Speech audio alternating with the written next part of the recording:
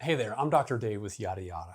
Take a moment to picture this scene. Your 4-year-old son wants to show you the block tower he's made, but before you're able to come look, his baby sister comes over to play and knocks the tower down. You arrive just in time to see your son push his sister away and your daughter falls and bursts into tears on the floor. Oh boy, not good. So what do? Okay, let's think back to that scenario with the little boy pushing his younger sister. It's not an unusual thing for kids to do that at this age. In fact, it's pretty normal and common. But of course, you want him to know that it's not okay. You probably want him to learn to take responsibility, make amends, and do better in the future. With emotions running high all around, it can be a tough spot to be in as a parent. But how we respond rather than react to situations like this can either help or make things worse in the long run. This is one area of parenting where it's really important to remember as we build healthy relationships with our kids, they'll be more open to our correction. We need to build connection, and then we can more effectively direct and correct our kiddos' behavior. Of course, this doesn't mean letting your kids get away with things like pushing, but it's helpful to keep that big picture in mind as we set boundaries, keep everyone as safe as possible, and help our children to understand that violence, it's not acceptable. The key here is that when they feel connected to you, they'll be more open to learning other options for handling those strong feelings and tough situations. So Dr. Dave, what do I do? All right, here's some basic tips that can help you with those goals. First, keep in mind that your child probably isn't trying to be bad or mean. They're still learning to understand and regulate their feelings, and they don't have a lot of problem-solving experience yet. So when they hit or push, it's probably their way of expressing themselves and asking for help and getting their needs met. Now, that doesn't make it okay, of course, but it's important to remember that they probably want to get along with others and figure out better ways to handle hard emotions. They just don't know how sometimes, so they need your help to learn. It takes time and a ton of practice for kiddos to learn how to use their words or find other ways to problem solve in high emotion situations.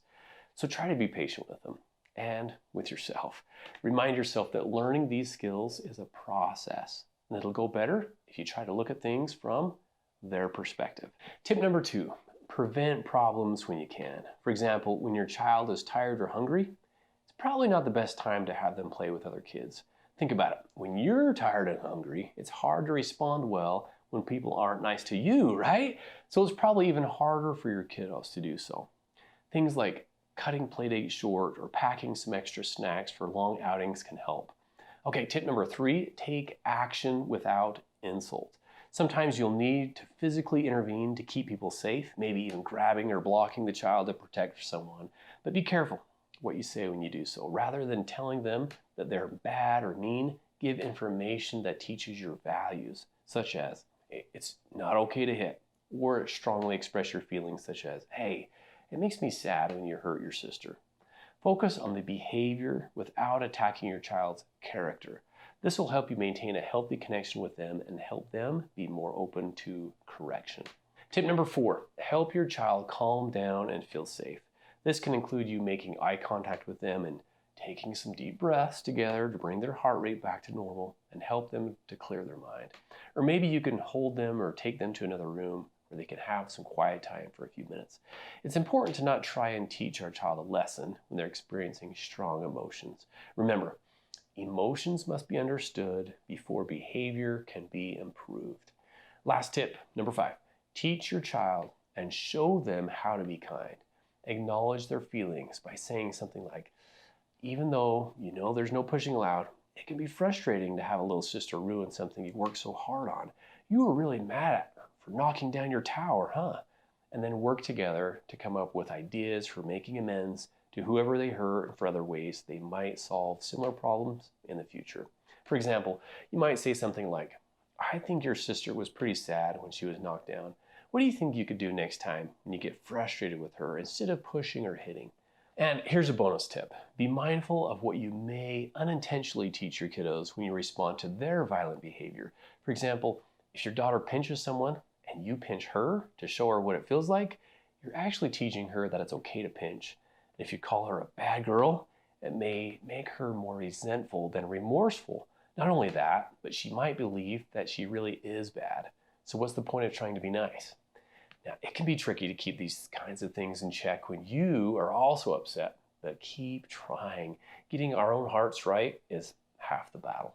So those are the 5 tips of the day. 1, look at things from your child's point of view and remember that it's a process to learn better behaviors. 2, prevent problems when possible. 3, take action without insult.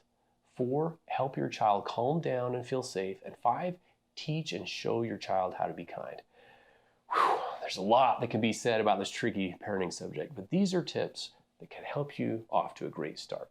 And here's some of my favorite books when it comes to little children: How to Talk So Little Kids Will Listen and Raising an Emotionally Intelligent Child. Don't worry, I'll put links to these books in the description and the comments below.